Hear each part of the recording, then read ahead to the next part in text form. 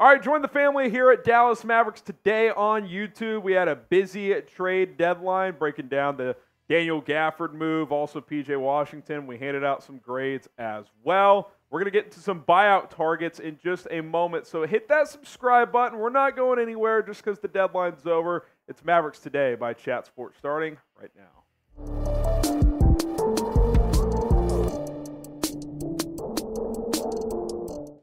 Harrison Graham and Jeffrey Cooperstein here with you. The trade deadline ended yesterday, but there were several players that got bought out or could get bought out. We're going to dive into those names right here, Coop. And I think this first one's actually a pretty interesting one if you are the Dallas Mavericks. And that is Danuel House, who got traded by the Sixers. Then he's got bought out. Gives you some defense, some three-point shooting. He can play a little wing for you, so he's an interesting name that's been around the block a bit. Yeah, he's somewhat intriguing. He'll give you definitely some defense there. He's mainly a 2. He'll guard 1s and 2s. He can shoot it a little bit. Obviously, we saw him in his time with Houston up close. He's a Texas guy, went to Texas A&M as well, so I wouldn't hate this. I think the Mavericks are going to be looking for guys like Danuel House on the buyout market, who can play a little bit of defense and who can give you some tenacity as well, because that's kind of what this team needs.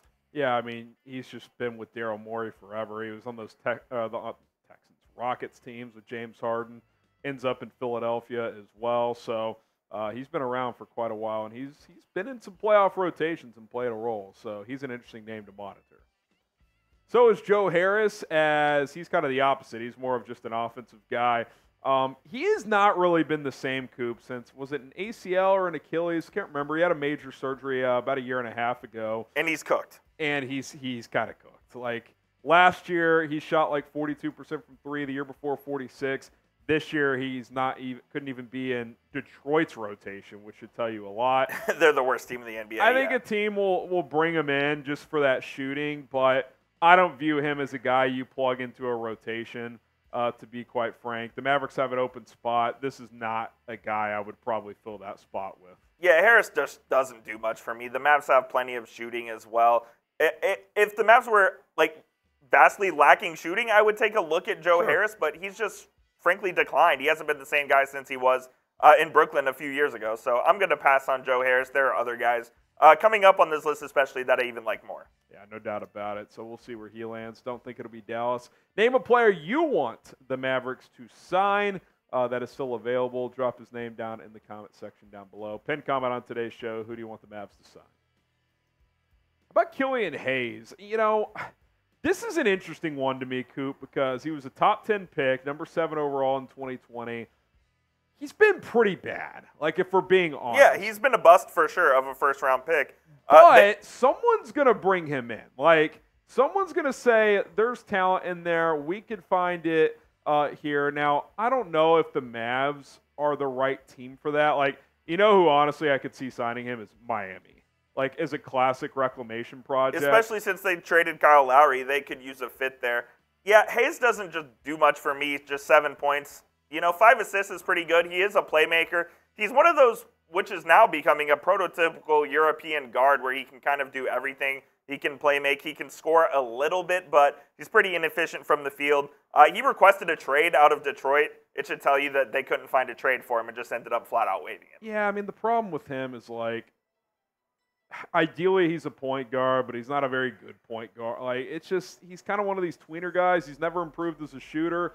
I wonder if you could see a rare situation here. Usually the buyout market is all contenders.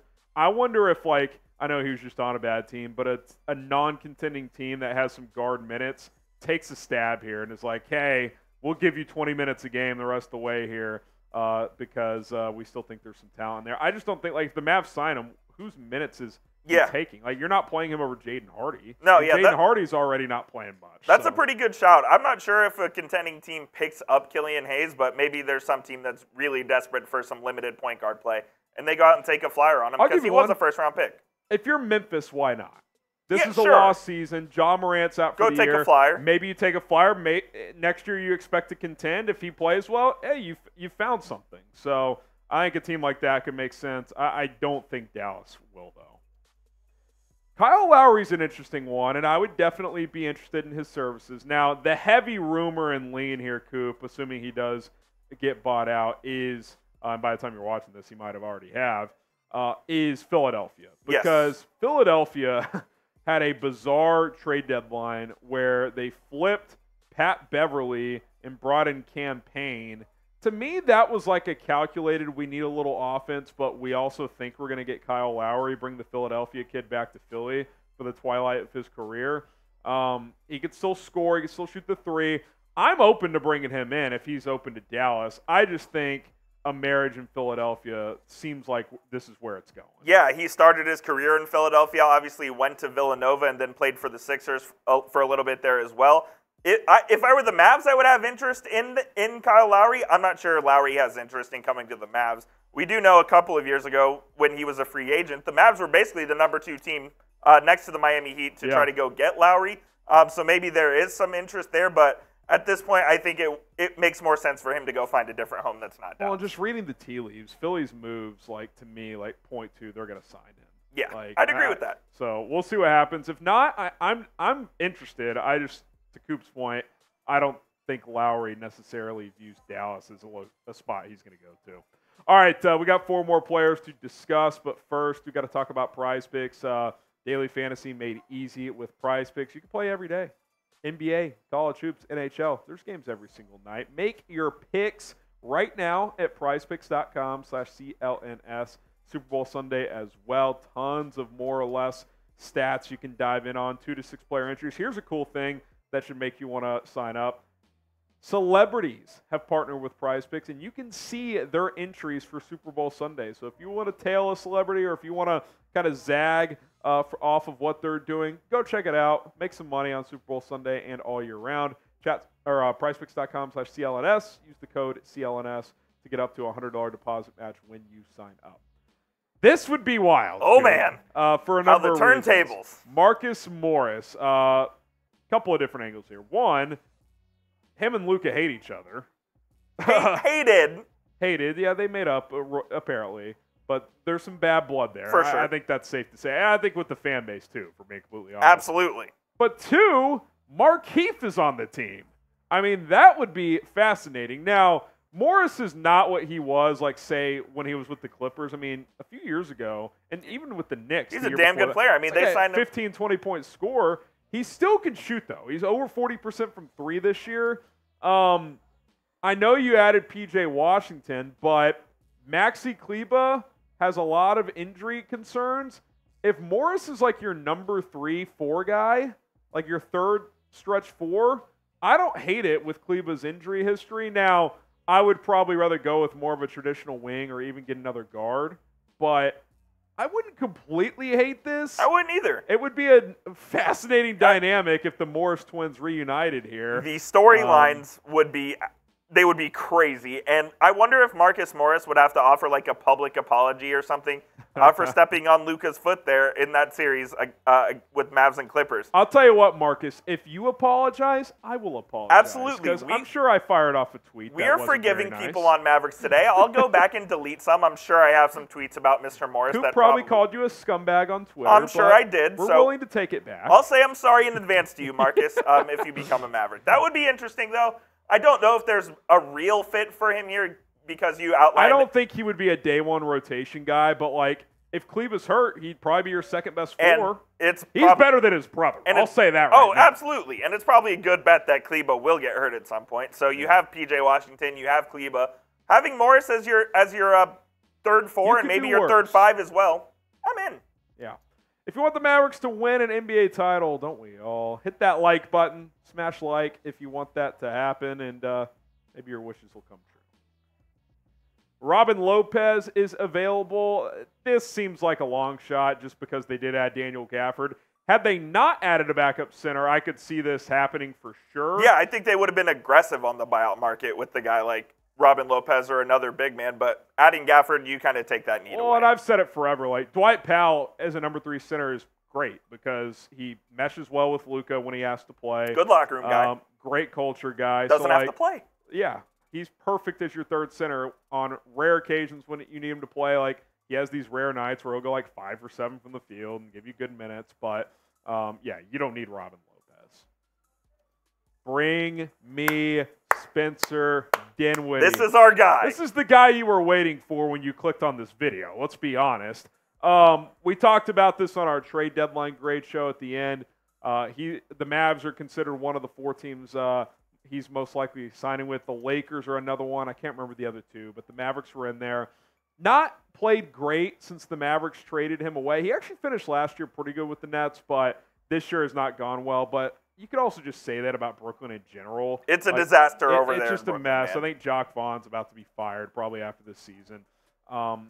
Even with the poor splits, Coop, he's still finding like an impact, right? Absolutely. Like he's still giving Brooklyn 6 assists per game. He's still averaging in double figures. Like I don't think the efficiency is going to jump 10 points, but I think he could shoot low mid-40s from the floor and mid-high 30s from 3. We saw him shoot 41% from 3 in about a calendar year for Dallas. Well, and here's my question. If you're Spencer Dinwiddie, why on earth would you go to the Los Angeles Lakers?